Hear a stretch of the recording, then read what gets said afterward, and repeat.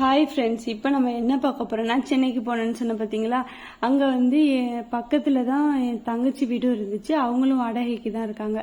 நான் பிடிச்சிருந்தது அங்கிட்டால ரூம் பிடிச்சிருந்தேன்.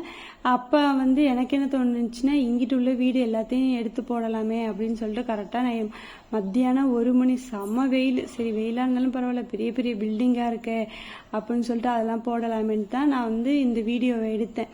இந்த வீடியோ பிடிச்சிருந்தா கமெண்ட் பாக்ஸில் கமெண்ட் பண்ணுங்கள். நான் எதை பற்றி வீடியோ போடணும்னு சொல்லிட்டு கமெண்ட் பாக்ஸில் கமெண்ட் பண்ணுங்கள்.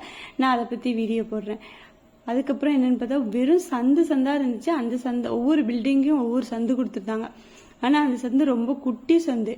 அந்த சந்துக்குள்ளேயே பைக்கு போய்கிட்டு, பஸ்ஸு போய்கிட்டு, கார் போய்கிட்டு எல்லாமே போயிட்டு இருந்துச்சு. சரியான கூட்டம். கால் வைக்கிற இடம்லாம் ஆளாக இருந்தாங்க.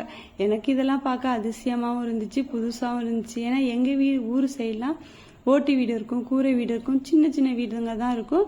பெரிய பெரிய வீடு ஒரு கொஞ்சம் கம்மியாக தான் இருக்கும். இந்த மாதிரி பில்டிங்காக இருக்காது. அது மாதிரி இந்த ஏரியாவில் மட்டுமே நிறையா பள்ளிவாசல் இருந்துச்சு. ஒரு 6-7 பள்ளிவாசல் நானே இந்த வீடியோலேயே பார்த்தேன். சின்ன சின்னதாக தான் தெரிஞ்சிச்சு, ஃபுல்லாக தெரியல. ஏன்னா ரொம்ப தூரம் இருந்து மொட்டை மாடியில் எடுத்த 5வது ஃப்ளவரில் இருந்தேன். அதுலேருந்து எடுத்து தான் போட்டிருந்தேன். எப்படி இருக்குன்னு சொல்லிட்டு கமெண்ட் பாக்ஸில் கமெண்ட் பண்ணுங்கள். ஆனால் இந்த மொட்டை வெயிலையும் கொஞ்சம் பேர் என்ன பண்ணுறாங்கன்னா, மாடியிலேயே செடி வளர்க்கணும்னு ஆசைப்பட்டு செடியெலாம் போட்டிருந்தாங்க. அதுவுமே நல்லா இருந்துச்சு. ஆனால் அடிக்கிற வெயிலுக்கு எல்லா செடியுமே காஞ்சி தான் போயிருந்துச்சு. செம்ம வெயில், இருக்கவே முடியல. சரியான ஏசி இல்லாமல் சுத்தமாக இருக்க முடியாது. அது மாதிரி ஒவ்வொரு ஃப்ளவருக்குமே ஒவ்வொரு வீட்லேயுமே எல்லா வீட்லேயுமே ஏசி தான் கொடுத்துருக்காங்க. சில இது வந்து வாடகைக்கு விட்டுருந்தாலும் ஃபேனு, அதுக்கப்புறமாட்டிக்கு ஏசி, அப்புறமாட்டிக்கு பீரோல் மாதிரி அந்த மரத்துலேயே செஞ்சு தனியாக அந்த ஸ்லாஃப்ல இல்லாமல் தனித்தனியாகவே செஞ்சு வச்சுருந்தாங்க. ஸ்டெப்பி டேங்குக்கெலாம் நல்லாவே காற்று போகிற மாதிரி வச்சுருந்தாங்க. இந்த பள்ளிவாசலும் 2வதாக உள்ள பள்ளிவாசல் அந்த சைடில் நான் எடுக்கும் போது இதையும் நான் பார்த்தேன்.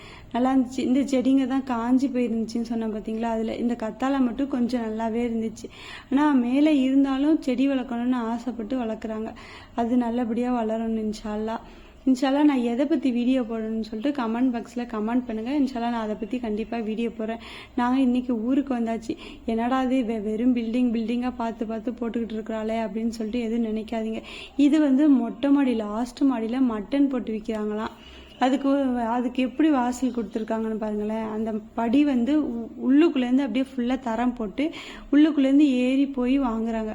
இது பார்க்கவும் எனக்கு ஆச்சரியமாக இருந்துச்சு, அதிசயமாகவும் இருந்துச்சு. இதெல்லாம் எனக்கு ரொம்பவே பிடிச்சிருந்துச்சி. இந்த ஒவ்வொரு பில்டிங்குமே எனக்கு பார்க்கும் போதே அவ்வளோ ஆச்சரியமாக நான் பார்த்தேன். இதெல்லாம் கொஞ்சம் பெயிண்ட் அடிக்காமல் இருந்துச்சு. புது வீடுங்களும் நிறையா இருந்துச்சு. ஆனால் என்னென்னா, கால் வைக்கிற இடம்லாம் ஆளாக தான் இருந்தாங்க. இது 1 மணி அப்படிங்கிறதுனால அவ்வளோக்கா கூட்டம் இல்லாமல் இருந்துச்சு. நான் ஈவினிங் உள்ள வீடியோ அடுத்த வீடியோவில் போடுறேன்.